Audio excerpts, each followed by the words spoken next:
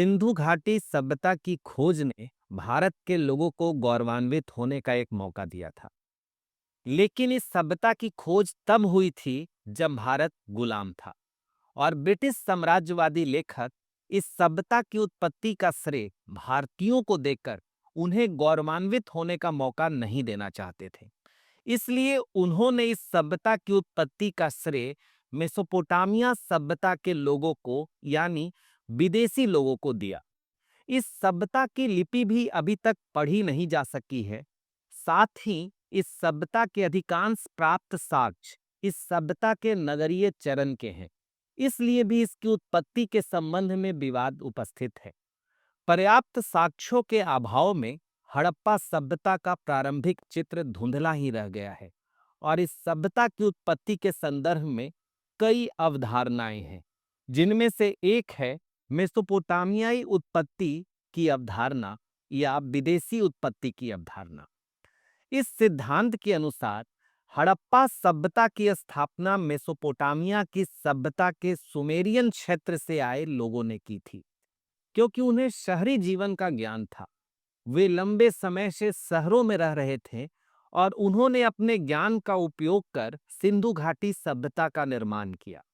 John Marshall, R E Mortimer Wheeler, V Gordon Childe जैसे विद्वानों ने इस सिद्धांत का समर्थन करते हुए कहा कि सिंधु घाटी सभ्यता का नगरीय चरित्र बहुत कम समय में प्राप्त हुआ है और यह तभी संभव है जब इसकी स्थापना कोई दूसरे शहर से आए लोगों ने की होगी। इन्होंने अपने बात के समर्थन में तर्क देते हुए कहा कि दोनों सभ्यताओं में बहुत समानता है, इसलिए इन दोनों सभ्यताओं का निर्माण एक ही समूह के लोगों ने किया है।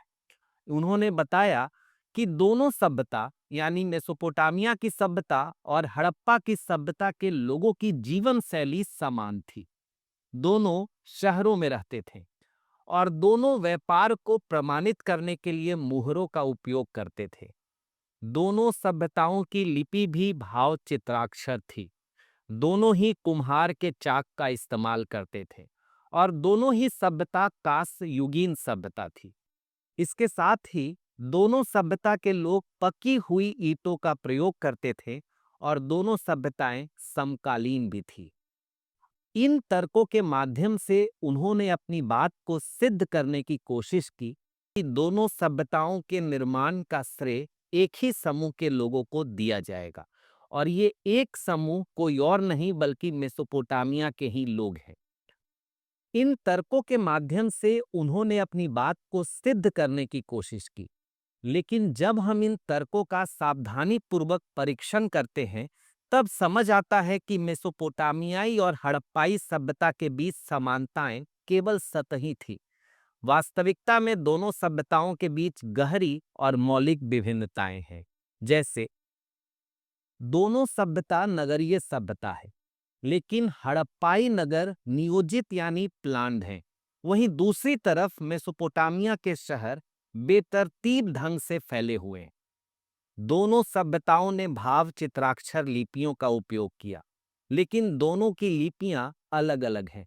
मेसोपोटामिया लिपि में 900 चिन्ह हैं जिन्हें अब पढ़ लिया गया है, जबकि हड़प्पाई लिपि में 396 चिन्ह हैं जिन्हें अभी तक पढ़ा नहीं जा सका है।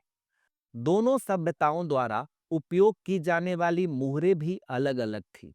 हड़प्पाई मुहर चौकोर और सेलखड़ी की बनी है, वहीं मेसोपोटामिया की मुहरें बेलनकार हैं और मिट्टी से बनी हुई हैं।